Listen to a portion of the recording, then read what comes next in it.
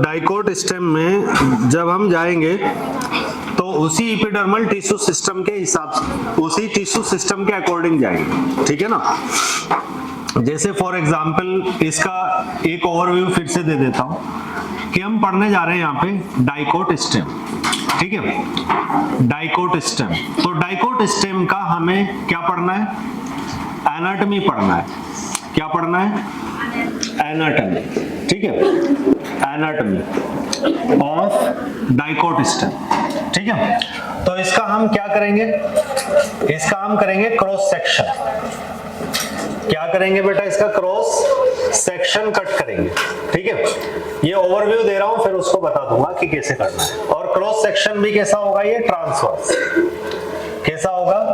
Transverse, ठीक है। इसका ट्रांसवर्स सेक्शन कट करेंगे और इस ट्रांसवर्स सेक्शन में सबसे अंदर आपको एक लेयर दिखाई देगी। अगर हम टिश्यू सिस्टम के अकॉर्डिंग बात करें, उसके बाहर एक लेयर दिखाई देगी, उसके बाहर एक लेयर दिखाई देगी, ठीक है। अगर मैं इस लेयर को एपिडर्मल टिश्यू सिस्टम मान लूं, ये एपिडर्मल टिश्यू सिस्टम मान लेता हूं कि ये बाहर वाला सबसे outer most epidermal tissue system है, ठीक है।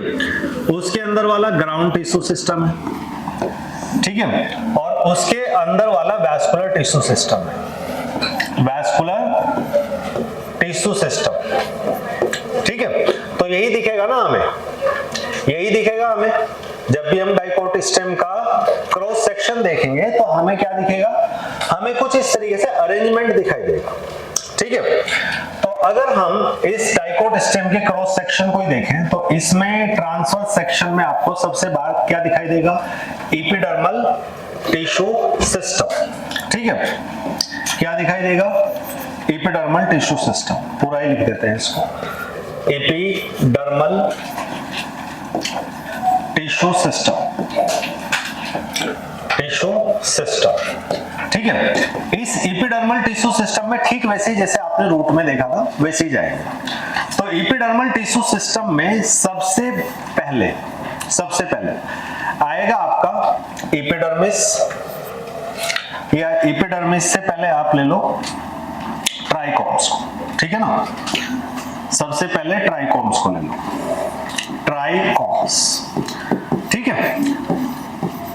अब ट्राइकोम्स के बारे में जहां तक लिखा है उसमें बोला गया कि ये सभी के अंदर नहीं होगा, ठीक है। ये सभी के अंदर नहीं होगा, कहीं पे प्रेजेंट होगा, कहीं पे एब्सेंट होगा। इसका मतलब क्या है कि ट्राइकोम एक एडेप्टेशन है।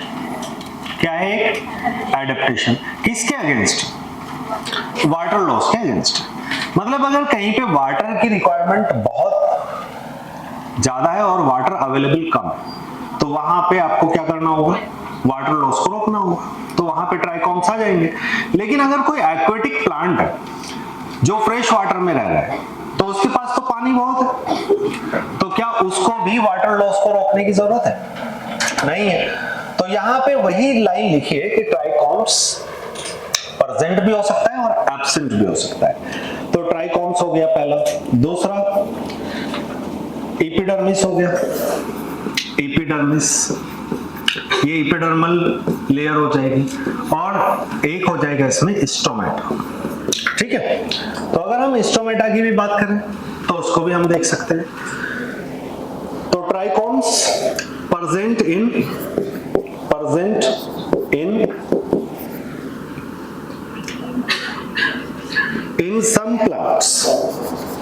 in some plants, ठीक है।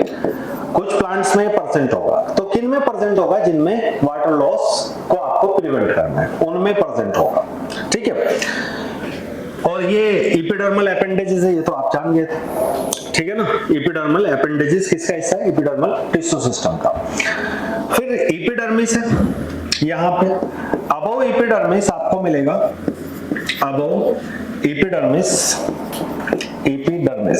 आपको क्या मिलेगा? अबव एपिडर्मिस क्यूटिकल मिलेगा। क्या मिलेगा? क्यूटिकल। क्योंकि हम किसकी बात कर रहे हैं? स्टेम की बात कर रहे हैं। तो स्टेम में एपिडर्मिस के भी ऊपर एक लेयर होती है, लेकिन एपिडर्मल टिश्यू सिस्टम का हिस्सा नहीं है। क्यों हिस्सा नहीं है?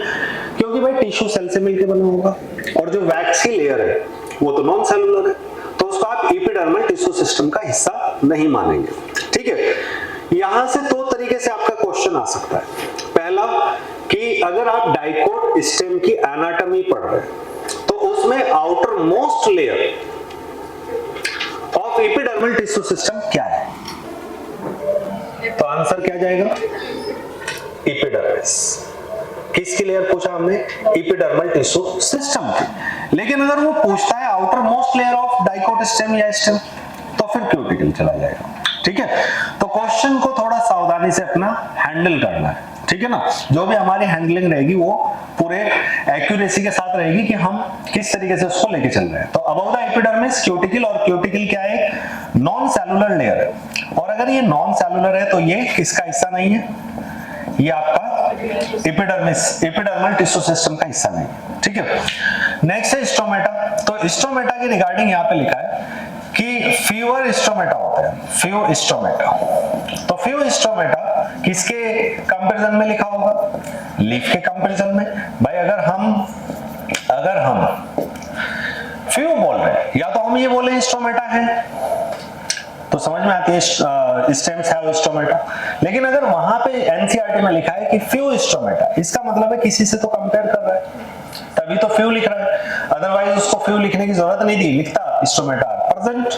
ठीक है, स्टोमेटा प्रेजेंट है, तो ये चीज हमें यहाँ पे देखनी है। दूसरा आपके पास में ग्राउंड टिश्यू है, दूसरा ग्राउंड टिश्यू है, ग्राउंड टिश्यू सिस्टम। ठीक है ना, ग्राउंड टिश्यू सिस्टम, इसको भी पूरा ही लिख लेते हैं।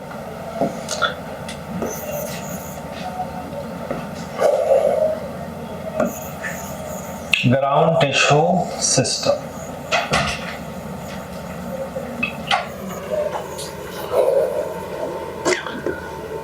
ग्राउंड टिश्यू सिस्टम,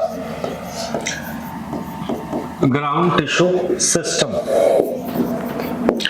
अब ग्राउंड टिश्यू सिस्टम में आपने क्या पढ़ा, क्या पढ़ा था आपने, सबसे अंदर, मतलब एपिडर्मिस के अंदर, किसके अंदर, एपिडर्मिस के अंदर, एपिडर्मिस के अंदर और पेरिसाइकिल के बाहर, यही था ना आपका सीक्वेंस। तो ग्राउंड टिश्यू की पोजीशन क्या है, below the epidermis, below the epidermis, epidermis and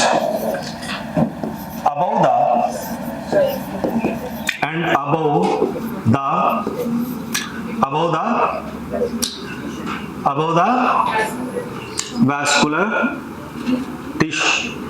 ठीक है ना, vascular tissue, vascular tissue तो आएगा। ठीक है ना, above the vascular tissue, vascular tissue, क्योंकि पेरिसाइकिल किसका पार्ट हो जाएगा, पेरिसाइकिल पार्ट हो जाएगा ग्राउंड टिश्यू का।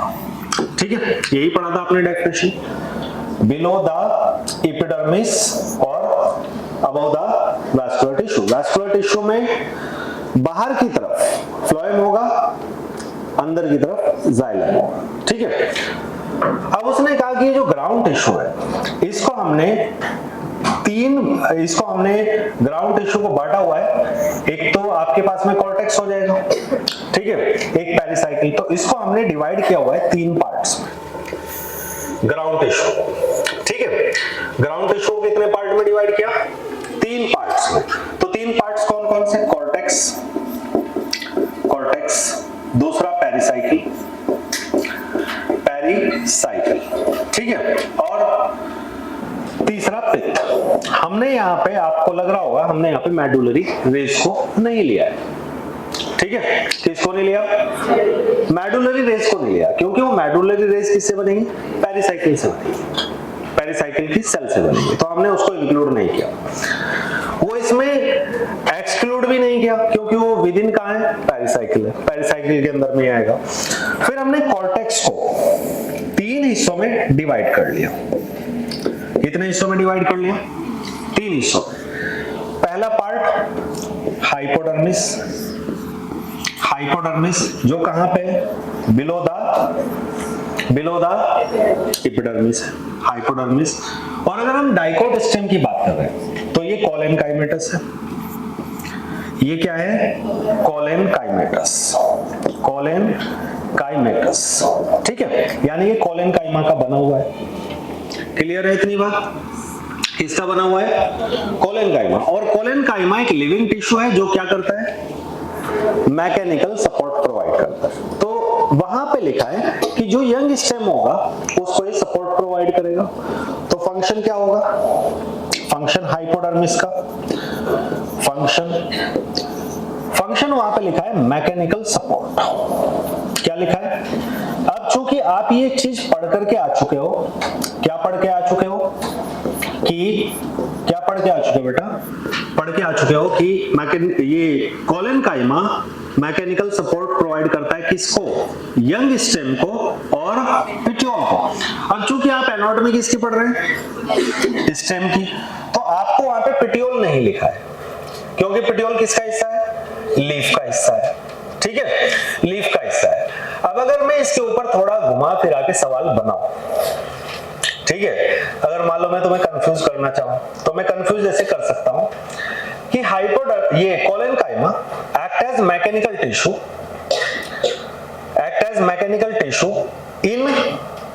इन स्टेम, ठीक है, इन स्टेम। तो स्टेम में अगर मैं पूछूंगा तो फिर आपको स्टेम के अकॉर्डिंग जवाब देना पड़ेगा। फिर मैं पूछूं कि collenchyma act as mechanical tissue in leaf, तो आपको उसमें क्या करना पड़ेगा? पेटियोल आंसर करना पड़ेगा। तो collenchyma act as mechanical support in stem, ठीक है ना, इन स्टेम। तो उसमें मैंने पेटियोल भी लिख दिया, मैंने उसमें हाइपोडर्मिस भी लिख दिया, और नीचे एक ऑप्शन बना दिया बोथ ऑफ दिस। हाँ, सिर्फ स्टेम। अब स्टेम आएगा, क्योंकि आप यहाँ पे किसकी एनाटॉमी पढ़ रहे हैं? स्टेम की। तो आपका पेटियोल किसका हिस्सा है? लीफ का हिस्सा है। तो जब आप लीफ की एनाटॉमी पढ़ेंगे तब आप लीफ के बारे में उसको मेंशन करेंगे। तो चीजों को थोड़ा थोड़ा सा आपको ध्यान रखना है। तो ये मैकेनिकल सपोर्ट प्रोवाइड करेगा किसमें? यंग स्टेम में। एग्जाम्पल यंग स्टेम, तो उसने यहाँ पे यंग स्टेम का एग्जाम्पल ले लिया है, ठीक है ना, यंग स्टेम। दूसरा कॉर्टिकल लेयर है, कॉर्टिकल लेयर, ठीक है। कॉर्टिकल लेयर के बारे में उसने क्या लिखा है? मैं टोटल एनसीईआरटी ले रहा हूं, उसके बाहर कुछ भी नहीं ले रहा हूं, ठीक है। कॉर्टिकल लेयर में उसने लिखा है कि ये हाइपोडर्मिस के नीचे, बिलो द हाइपोडर्मिस, ठीक है, राउंडेड पैरेन्काइमा सेल्स की बनी होती है। और तीसरा पॉइंट लिखा है इंटरसेलुलर स्पेस प्रेजेंट होता है। तो अगर मैंने राउंडेड पैरेन्काइमा सेल्स ले लिया है तो इसका मतलब क्या है? इंटरसेलुलर स्पेस होना बनता है। अब मैंने आज इसके ऊपर एक क्वेश्चन बनाया कि इंटरसेलुलर स्पेस प्रेजेंट इन, ठीक है। तो मैंने पहला ऑप्शन लिया hypodermis, A option, first option. दूसरा ऑप्शन लिया कॉर्टिकल लेयर, तीसरा ऑप्शन लिया मैंने एंडोडर्मिस, और चौथा ऑप्शन लिया मैंने ऑल ऑफ दिस। तो कॉर्टिकल आ जाएगा, ठीक है। तो इस तरीके से आप अपने क्वेश्चंस में जा सकते हैं कि किस तरीके से मुझे किस क्वेश्चन का आंसर करना है, ठीक है ना, थोड़ा समझदारी के साथ। तो कॉर्टिकल लेयर के रिगार्डिंग कितने पॉइंट याद रखेंगे कि ये हाइपोडर्मिस के नीचे, first point. Second point, rounded parenchyma cell से मिलकर बना है। अब अगर पैरेन्काइमा सेल्स राउंडेड है तो ऑब्वियस है इंटरसेलुलर स्पेस होगा, ठीक है ना। तीसरा यहाँ पे एंडोडर्मिस है, एंडोडर्मिस किसका पार्ट है? एंडोडर्मिस किसका पार्ट है? Last part, last layer of cortex, last layer of cortex की लास्ट लेयर है। इसके रिगार्डिंग क्या लिखा है? इसके रिगार्डिंग लिखा है कि इसकी सेल्स में स्टार्च ग्रेन प्रेजेंट होते हैं, ठीक है। क्या प्रेजेंट होते हैं? Starch grain. और वो स्टार्च ग्रेन एंडोडर्मिस की पूरी लेयर में होते हैं, ठीक है। और जब वो पूरी लेयर में होते हैं तो एक शीट की तरह काम करते हैं। तो यहाँ पे एक क्वेश्चन आ गया कि स्टार्च शीट आपको कहां पे मिलती है? तो आप बोलते हो एंडोडर्मल सेल्स में मिलती है। क्लियर है? उसके बाद पेरिसाइकिल पे आ जाते हैं। पेरिसाइकिल की डेफिनेशन लिखिए, डेफिनेशन टेक्निकली जाना, जैसे यहाँ पे मैंने मेंशन किया है। पेरिसाइकिल कहां पे? एंडोडर्मिस के नीचे, एंडोडर्मिस के नीचे जब हम एपिडर्मल टिश्यू सिस्टम से किधर जा रहे हैं, वैस्कुलर टिश्यू सिस्टम की तरफ जा रहे हैं, तो किसके अंदर है, एंडोडर्मिस के अंदर है और फ्लोएम के बाहर है।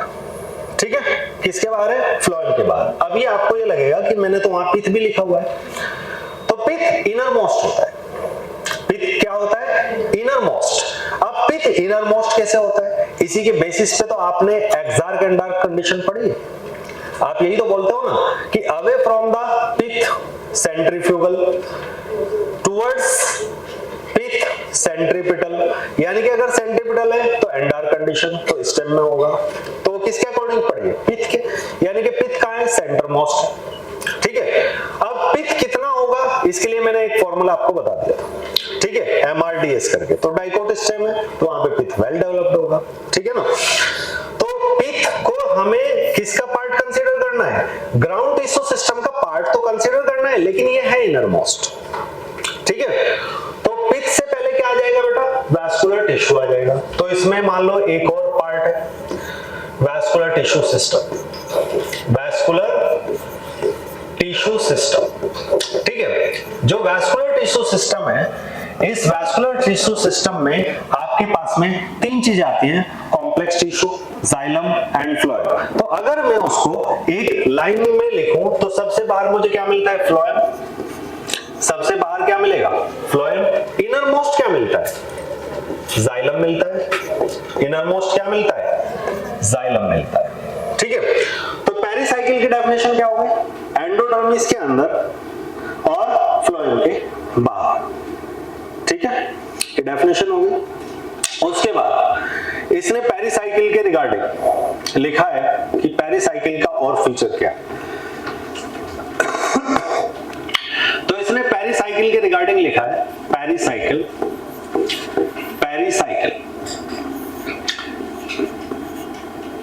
Made up of sclerenchyma cells. किसकी बनी है, ये स्क्लेरेनकाइमा सेल्स की बनी है।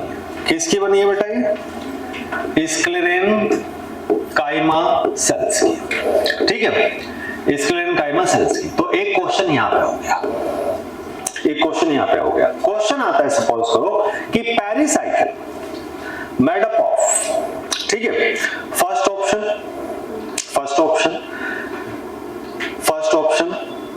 पेरिसाइकिल ऑफ स्टेम या dicot stem, pericycle of dicot stem. दूसरा option pericycle of root.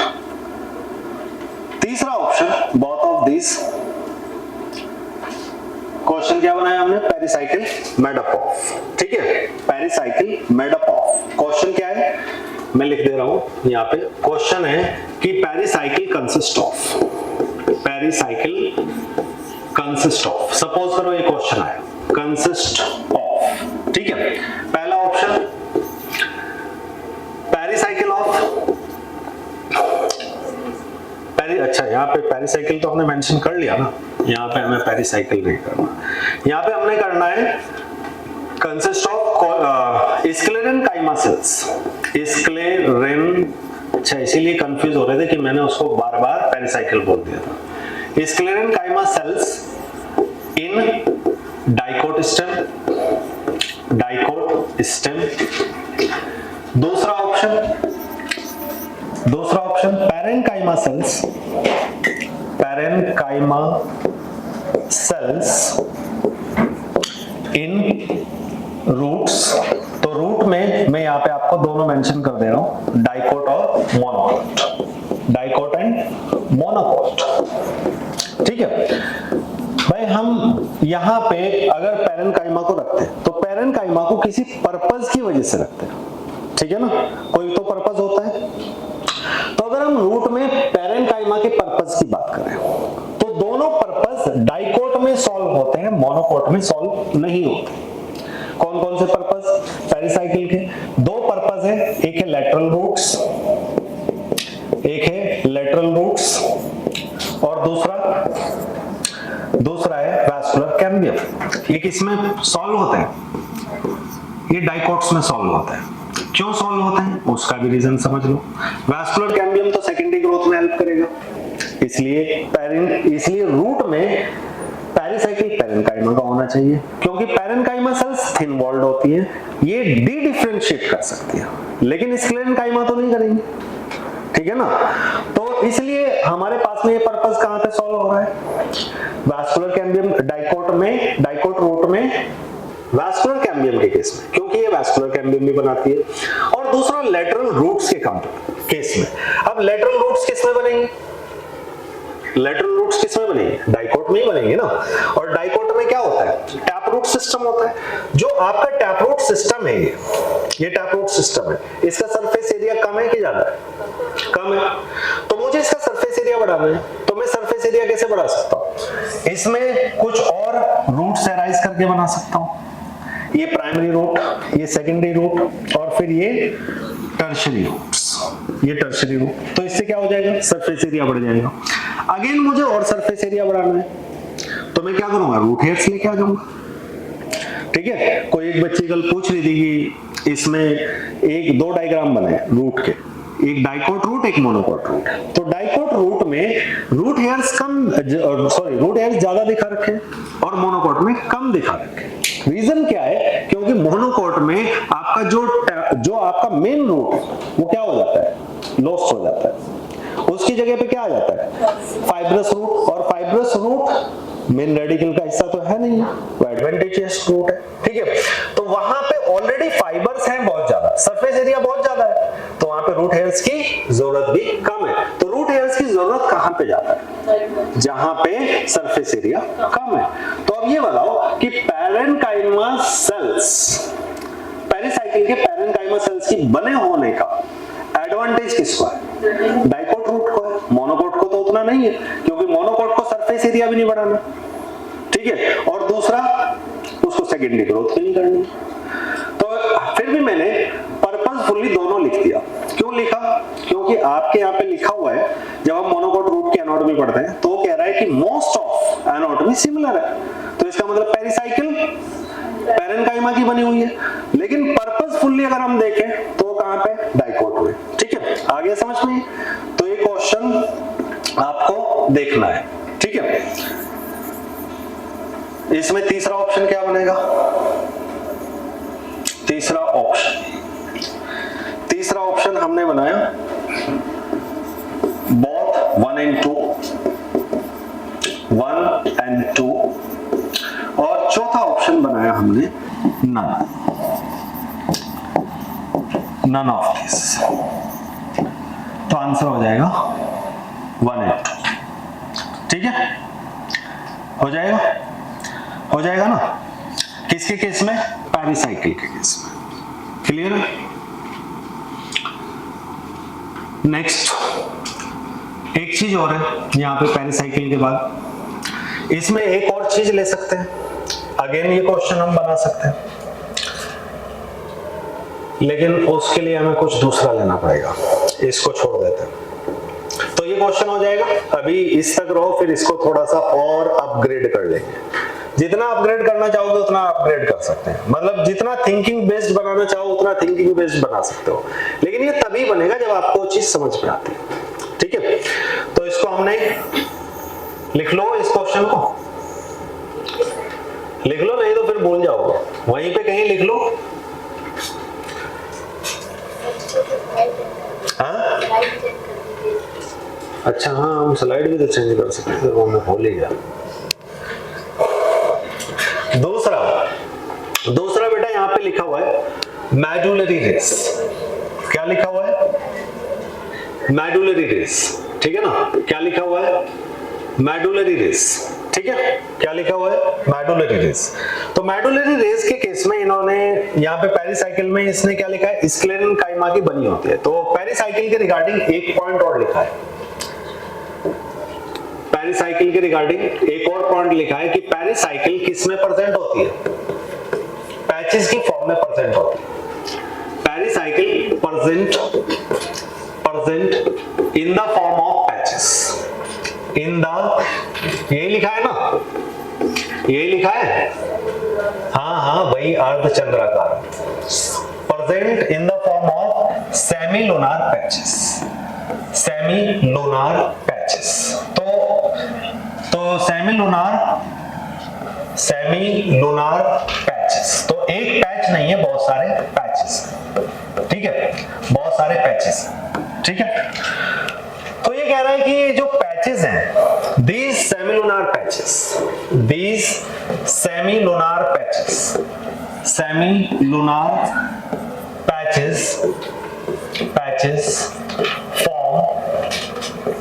form medullary rays। क्या बनाते हैं? medullary rays, ठीक है। क्या बनाते हैं? medullary rays बनाते हैं, medullary rays। और medullary rays किसमें हेल्प करती है? रेडियल कंडक्शन ऑफ वाटर, ठीक है। आ रहा है समझ में?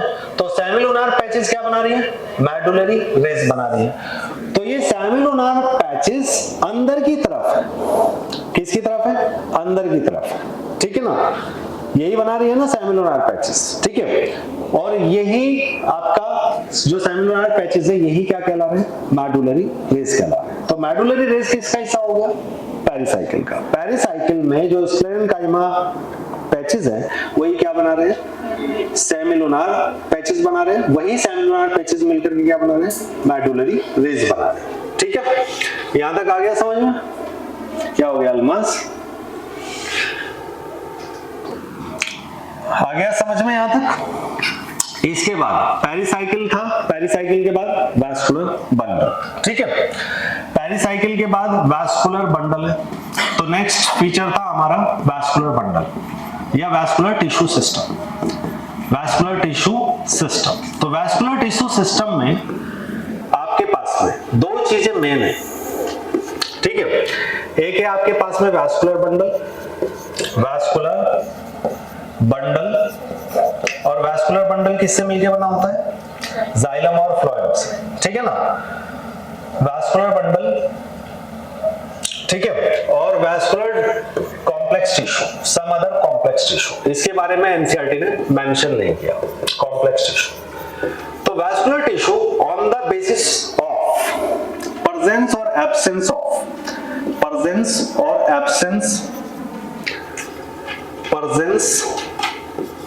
एब्सेंस तो हम यहाँ पे कैम्बियम को ही ले रहे हैं सीधे, प्रेजेंस और एब्सेंस। किसका absence? Cambium, absence of cambium. ये कितने टाइप का है? 2 टाइप का है, ठीक है। ये 2 टाइप का है। एक आपके पास में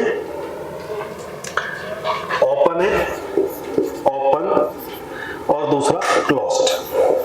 तो क्लोज्ड में कैम्बियम एब्सेंट होगा, ओपन वैस्कुलर बंडल और क्लोज्ड वैस्कुलर बंडल, ठीक है। यहां पे कैम्बियम परसेंट होगा, और यहां पे कैम्बियम एब्सेंट होगा, कैम्बियम एब्सेंट। तो हम यहाँ पे डाइकोट रूट की बात कर रहे हैं, कैम्बियम एब्सेंट। यहाँ पे हम किसकी बात कर रहे हैं? डाइकोट की। तो डाइकोट में तो यही वाला होगा, ठीक है।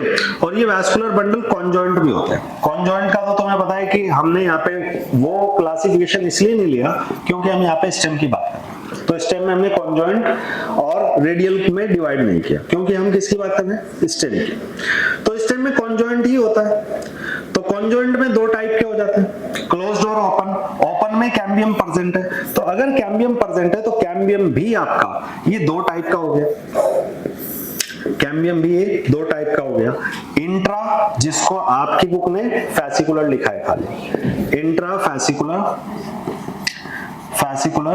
वैस्कुलर कैम्बियम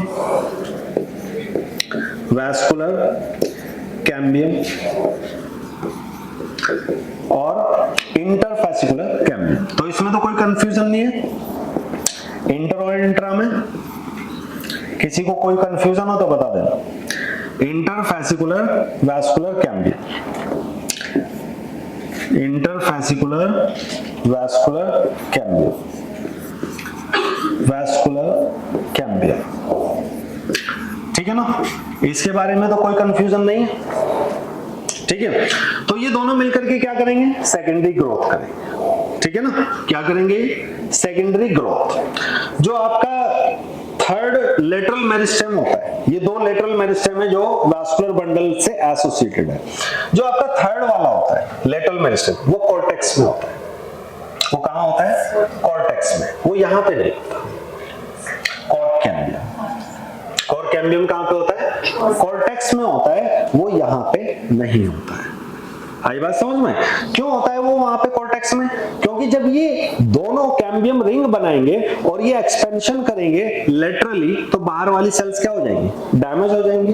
तो उन सेल्स, बाहर वाली सेल्स को ही तो डैमेज करना है, वो रिपेयर करना है जो डैमेज सेल्स है। तो उसके लिए हमें कॉर्टेक्स वाले रीजन का सहारा लेना पड़ता है। तो कॉर्टेक्स वाले रीजन में मोस्टली सेल्स किसकी बनी है, पैरेन्काइमा सेल्स की। पैरेन्काइमा सेल्स डी डिफरेंशिएट होकर के क्या बना लेती है, कॉर्क कैम्बियम बना लेती है। फिर वो कॉर्क कैम्बियम क्या करता है, कॉर्टेक्स के अंदर जो सेल्स हैं उनको कट करता है, आउटर साइड और इनर साइड, ठीक है ना। तो बाहर की तरफ और अंदर की तरफ सेकेंडरी कॉर्टेक्स बनाता है, और बाहर की तरफ क्या बनाता है, हाँ भी बोल गए, बाहर की तरफ, अंदर की तरफ तो सेकेंडरी कॉर्टेक्स बनाएगा, जिसको आप क्या बोलते हो, फैलोडर्म। फैलोडर्म नहीं बोलते थे, हनीफा गायब हो गया, क्या बोलते थे, फैलोडर्म। खैर वो जब सेकेंडरी ग्रोथ पढ़ेंगे तब समझा देंगे, अभी पूछ के तोते से उड़ जाएंगे। यहां तक का आ गया समझ में, यहां तक का आ गया समझ में। इंटर और इंट्रा क्या है बनाएंगे, एनुअल रिंग बनाएंगे, ठीक है। तो ये हमारे डाइकोट स्टेम का एक मोटा सा क्लासिफिकेशन था, ठीक है। अब इसको देख लेते हैं एनसीईआरटी क्या कहती है। तो एनसीईआरटी में जो यहाँ पे दिया हुआ है उसको हम एक बार देख लेते हैं।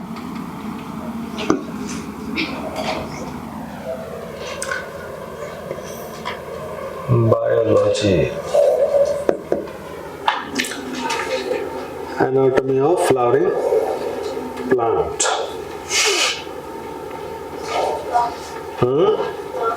लास्ट है बिल्कुल।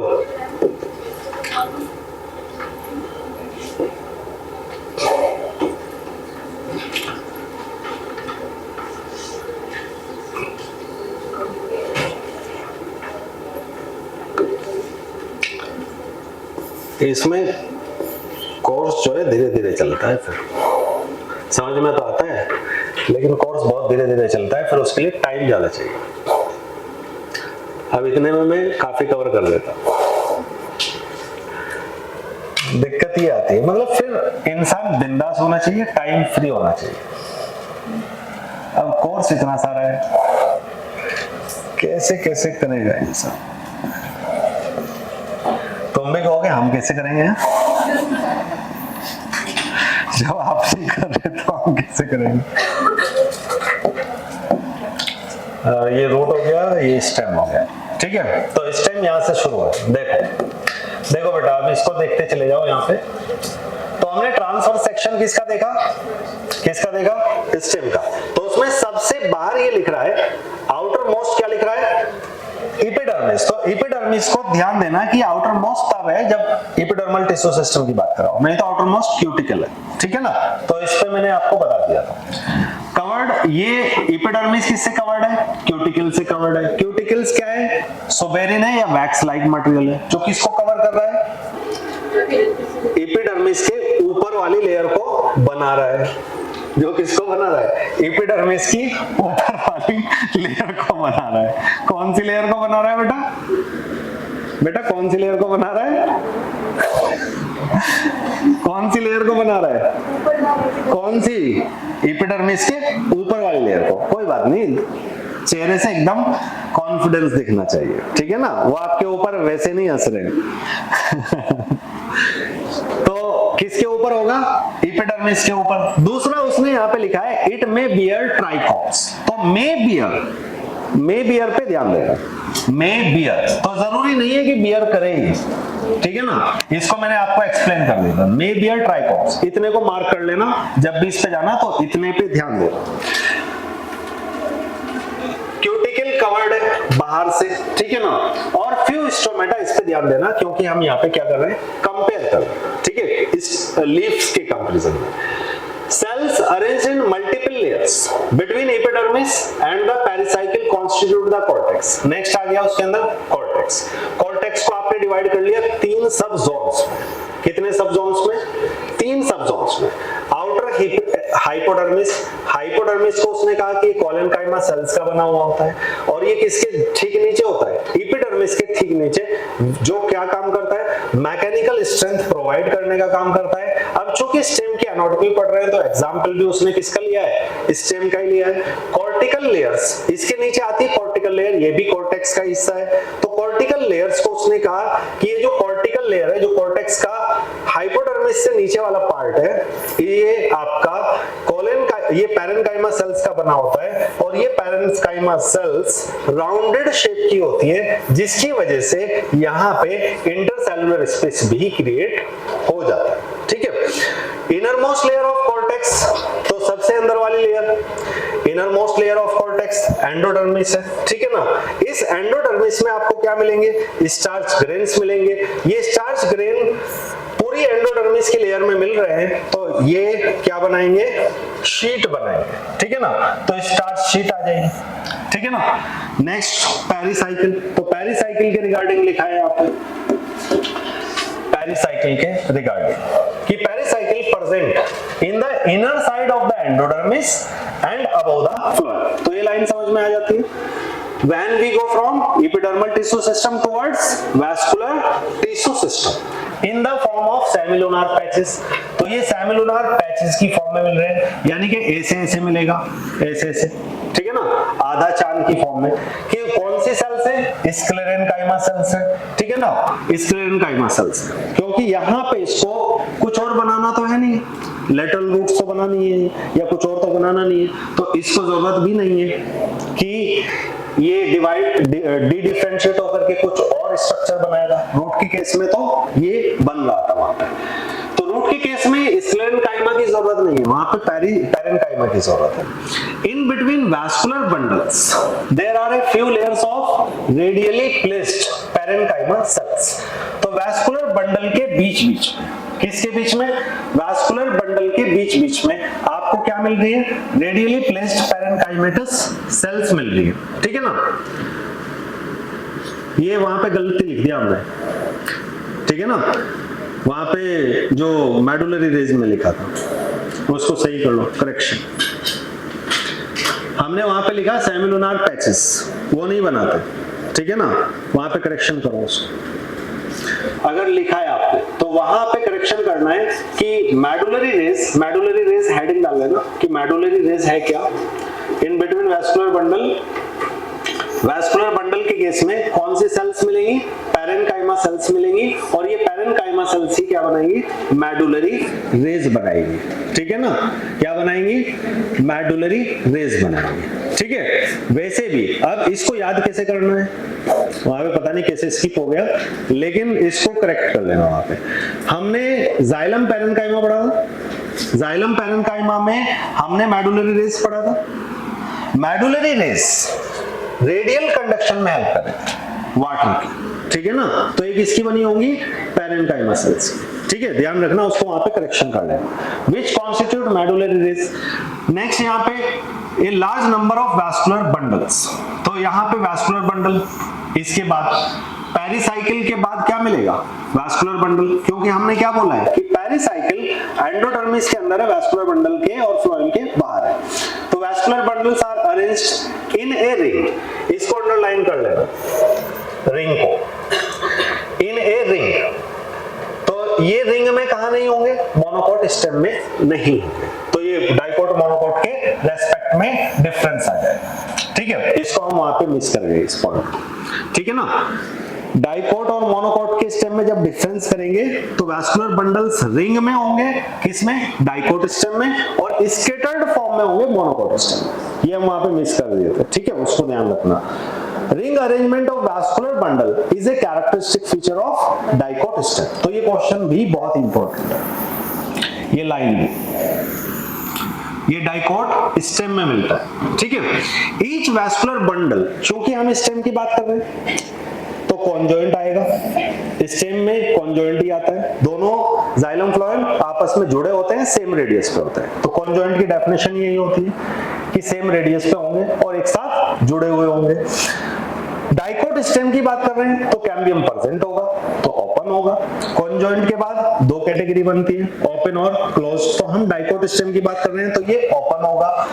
और चूंकि हम स्टेम की बात कर रहे हैं तो एंडार्क कंडीशन होगी, क्योंकि हम पिथ को रिलेट करके क्या देखेंगे कि प्रोटोजाइलम टुवर्ड्स पिथ है तो एंडार्क कंडीशन, अवे फ्रॉम पिथ है तो एक्सडार्क कंडीशन। हम यहाँ पे स्टेम की बात कर रहे हैं तो ये एंडार्क प्रोटोजाइलम मिलेगा, ठीक है ना। इन तीनों पॉइंट्स की रिगार्डिंग क्लियर रहना, ठीक है। कॉन्जॉइंट सिर्फ किसके लिए है? स्टेम के लिए, ठीक है ना। कॉन्जॉइंट में, कॉन्जॉइंट और रेडियल में आप देखेंगे कि आप स्टेम की बात कर रहे हैं या रूट की बात कर रहे हैं। अगर आप किसी भी स्टेम की बात कर रहे हैं तो कॉन्जॉइंट है, ठीक है। स्टेम में फिर दो टाइप है, ओपन और क्लोज्ड, कैम्बियम प्रेजेंट और एब्सेंट। फिर यहाँ पे भी स्टेम की बात कर रहे हैं आप, यहाँ पे मोनोकोट डाइकोट स्टेम की बात नहीं है, सिर्फ स्टेम की बात है। सिर्फ इस केस में मोनोकोट डाइकोट की बात करेंगे, बाकी दोनों केस में आप सिर्फ स्टेम को रेफरेंस मानेंगे। A large number of rounded parenchyma cells with large intercellular spaces। फिर ये पिथ है, पिथ भी किसका बना हुआ है? ग्राउंड टिश्यू का पार्ट है, और ग्राउंड टिश्यू आपका मोस्टली किसका बना होता है? पैरेन्काइमा सेल्स का, ठीक है। तो यहाँ पे पिथ को क्या बताया? लार्ज, ठीक है। डाइकोट स्टेम है ना, ये लार्ज नंबर ऑफ राउंडेड, तो कितना है? Large number of rounded parenchymatous sales with large, अब जाहिर सी बात है राउंडेड है तो इंटरसेलुलर स्पेस होगा, ठीक है ना। क्या होगा? इंटरसेलुलर स्पेस होगा ना, विच ऑक्यूपाई द सेंट्रल पोर्शन, ठीक है, किसका? स्टेम। क्लियर है इतनी बात? किसका सेंटर पोर्शन बनाएगा? स्टेम का सेंटर पोर्शन बनाएगा। किस टाइप की सेल्स होंगी? Parenchyma sales. कौन से शेप की होगी? राउंडेड। तो राउंडेड होगी तो इंटरसेलुलर स्पेस प्रेजेंट होगा। बाकी अगर यहां से आपको ये याद रखना है कि डाइकोट स्टेम में पिथ होगा या नहीं होगा, तो वही एमआरडीएस लगा लेना, उससे भी आंसर आ जाएगा, ठीक है। कि मोनोकोट स्टेम में, सॉरी मोनोकोट रूट में, डाइकोट स्टेम में पिथ वेल डेवलप्ड होता है। एमआरडीएस भी अगर करोगे तो आपकी ये लाइन क्लियर हो जाएगी यहां से यहां तक, ठीक है ना। और मोस्टली पिथ किसका बना है? पैरेन्काइमा सेल्स का। पैरेन्काइमा सेल्स कौन सी?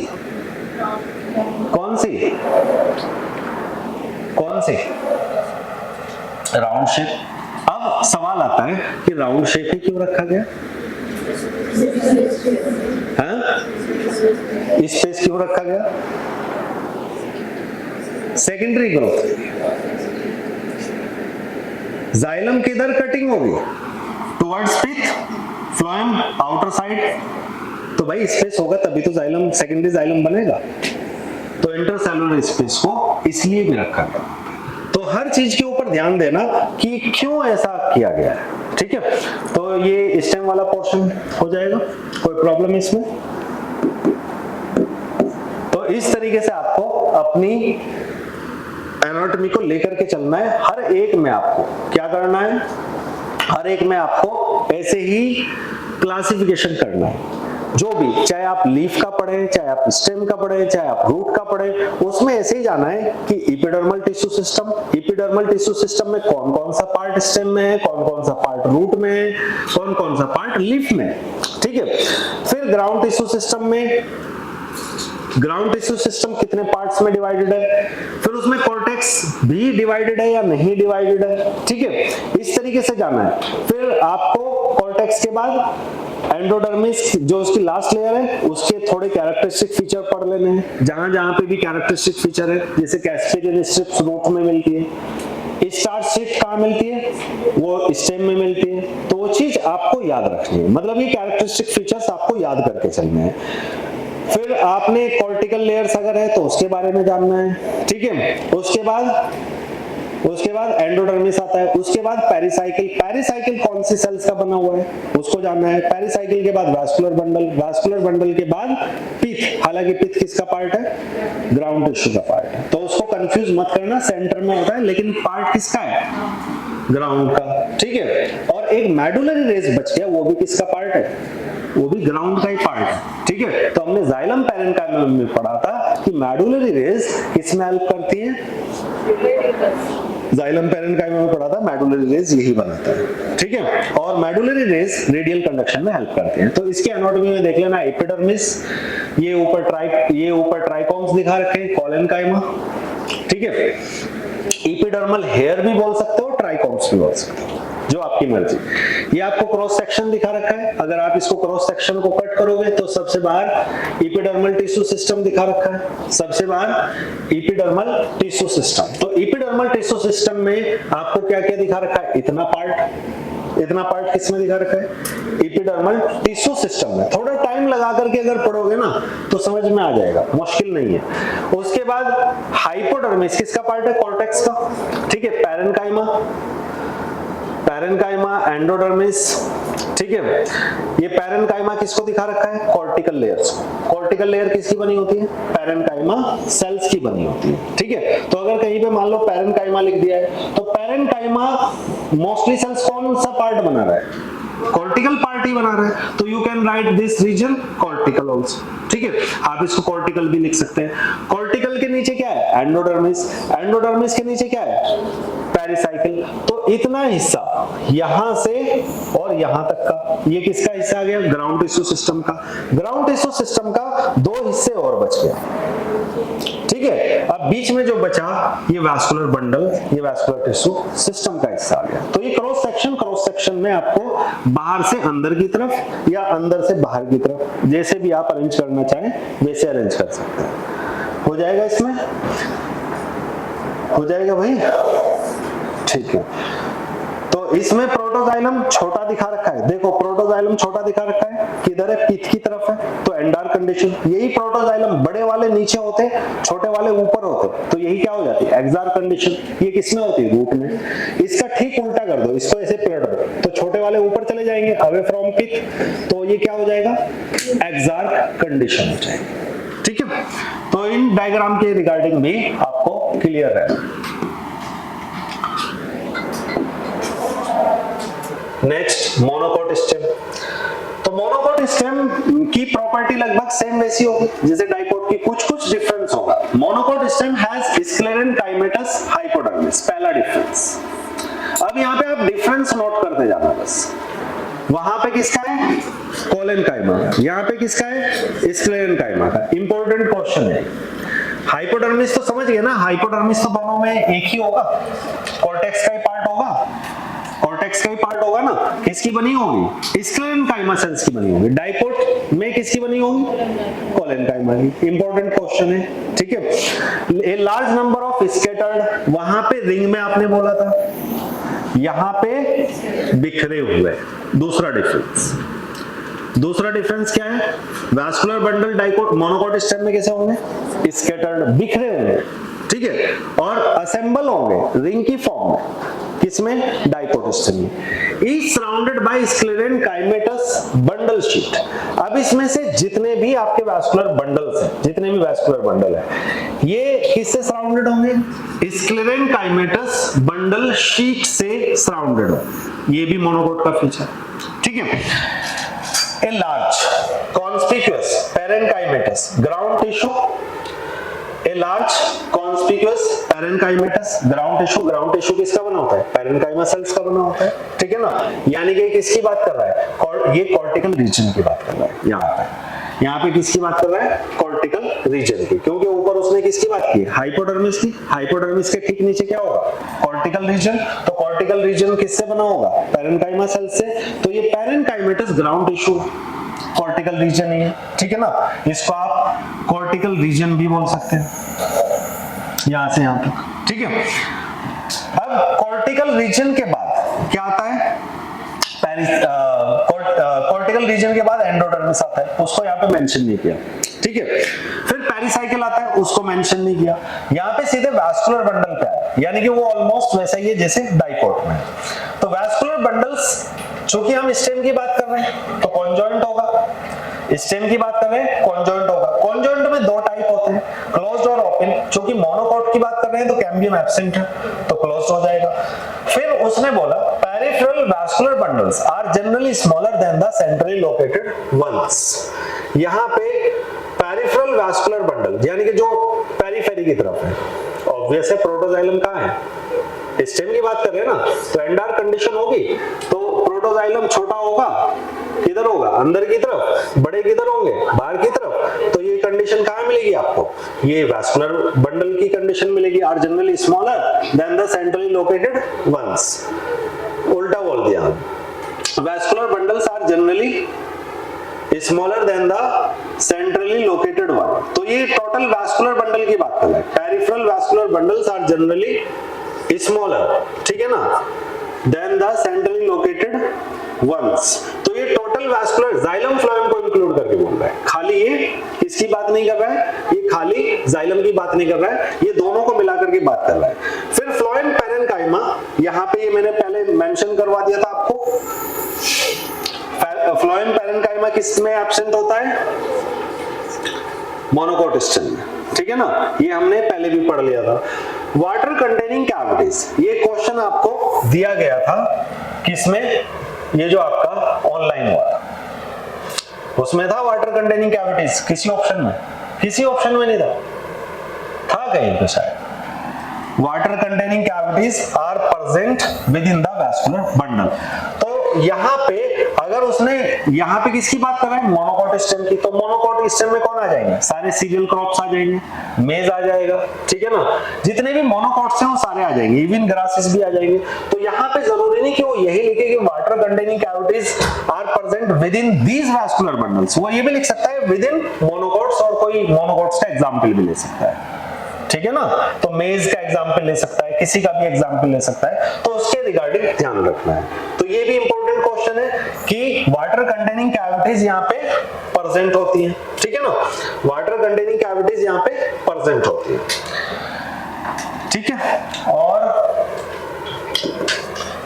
इसके रिगार्डिंग अब यहाँ पे देख लेते हैं, यहाँ पे क्या कह रहा है। जैसे इस डायग्राम में एपिडर्मिस दिया हुआ है, हाइपोडर्मिस दिया हुआ है, फिर सीधे वैस्कुलर बंडल, जैसे उसने वहां पे बताया वैसे ही यहाँ पे भी बताया, वैस्कुलर बंडल और ग्राउंड टिश्यू बीच में। अब यहाँ पे उसने ये अगर मान लो आपके पास में epidermis, hypodermis, vascular bundles, phloem, xylem और ग्राउंड टिश्यू। वैस्कुलर बंडल तो इसने बाहर वाले एरिया पे निशान लगाया है, कौन सा, इधर वाला, यहाँ पे, हाँ इस वाले स्ट्रक्चर में दिखा रखा है पेरीफेरी पे। ये आपको किसमें मिलेगा, ये मिलेगा मोनोकोट स्टेम में। मोनोकोट स्टेम की फीचर है, पेरीफेरी वाले स्मॉलर होंगे और सेंट्रल वाले लार्जर होंगे, ये वो पॉइंट था। वैस्कुलर बंडल यानी कि टोटल के रिगार्डिंग जाइलम और फ्लोएम को मिला करके, ठीक है ना, तो इस चीज के रिगार्डिंग। लेकिन यहाँ पे जो इसने वैस्कुलर टिश्यू दिखाया ये शायद इसके अरेंजमेंट में दिखा रहा है आई थिंक। तो जो ये यहाँ पे बाहर मार्क कर रहा है इन सेल्स को, ये वैस्कुलर बंडल नहीं है, ठीक है ना। इसमें कहाँ मार्क किया हुआ है, इसमें इन सेल्स को मार्क किया हुआ है, ये थोड़ा ही ना वैस्कुलर बंडल है। वैस्कुलर बंडल तो अंदर है, ये वाले पार्ट्स है वैस्कुलर बंडल। तो वैस्कुलर बंडल इसने किसको मार्क कर दिया यहाँ पे, बेसिकली पैरेन्काइमा सेल्स को, ग्राउंड टिश्यू, ठीक है ना। तो उसका ध्यान रखना, एक्चुअली उसने सही मार्क नहीं किया हुआ है इसको, आपकी बुक में भी यही है, हाँ इसके अंदर होगा, इसके अंदर होगा जो वो सही से नहीं दिखा पा रहा है या प्रेजेंट नहीं कर पा रहा है।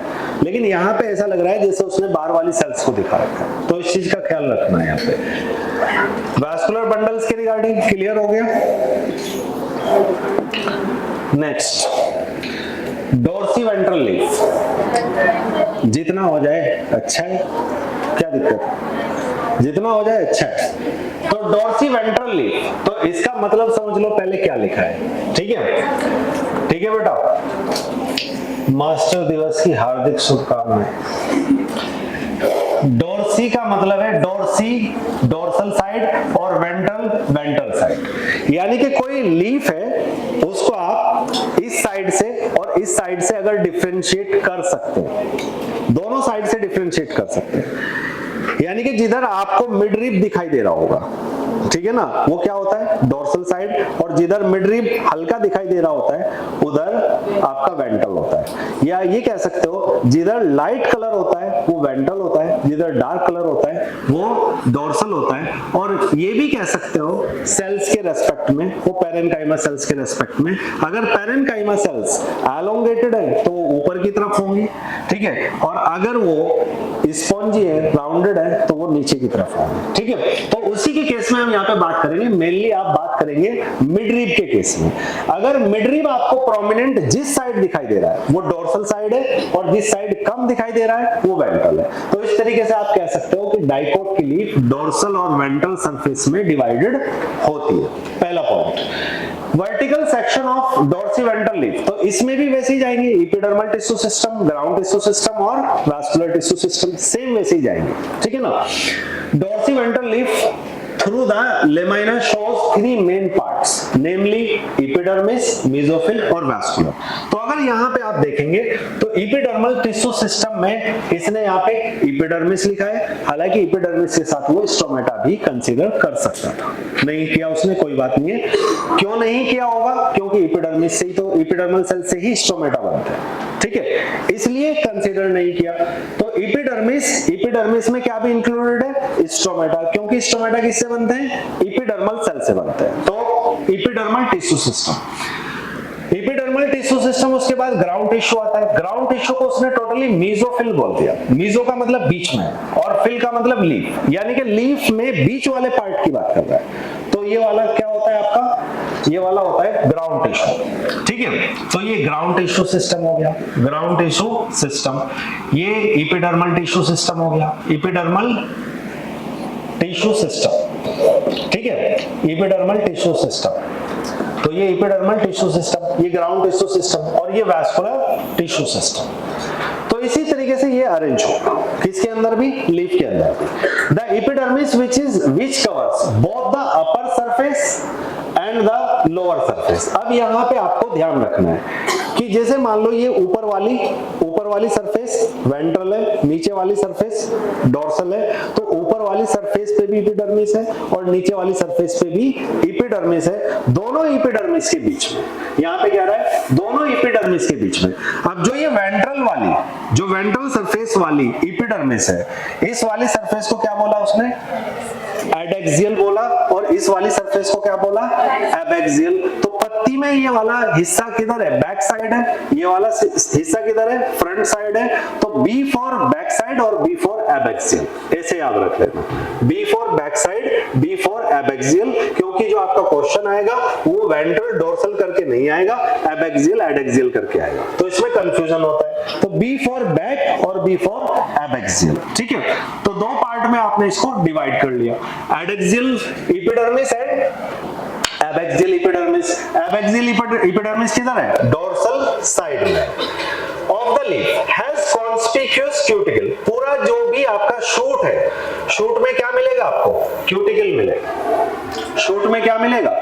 क्यूटिकल। जितना भी एरियल पार्ट है उसमें क्यूटिकल मिलेगा एपिडर्मिस के ऊपर, ठीक है। और अगर वाटर लॉस को प्रिवेंट ज्यादा करना है तो फिर ज्यादा थिक क्यूटिकल मिलेगा।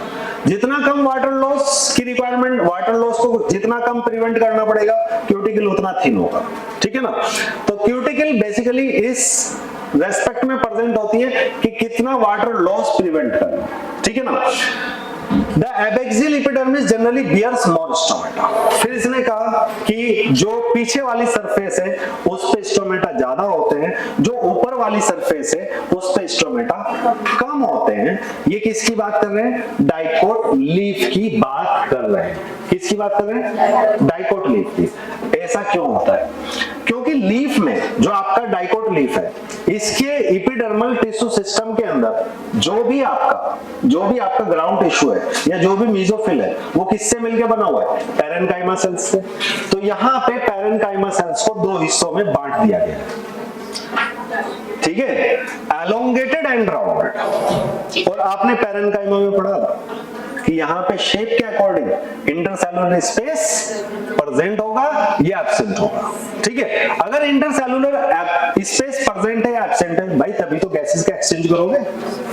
अगर मान लो आपके पास में इंटरसेलुलर स्पेस होगा ही नहीं तो गैसेस मुंह खोल के क्या करोगे, स्टोमेटा खोल के क्या करोगे, कुछ थोड़ा ही हो जाएगा। तो स्टोमेटा फ्रंट सरफेस पे जिधर में आपकी एलोंगेटेड सेल्स हैं या पैलिसेड पैरेन्काइमा है, पैरेन्काइमा पैलिसेड है, एलोंगेटेड है, उधर में स्पेस इंटरसेलुलर स्पेस कम है, स्टोमेटा भी कम है। और नीचे ग्राउंड राउंडेड पैरेन्काइमा है, इंटरसेलुलर स्पेस ज्यादा है तो स्टोमेटा भी ज्यादा है। ठीक है, तो इस तरीके से आगे कंटिन्यू करेंगे।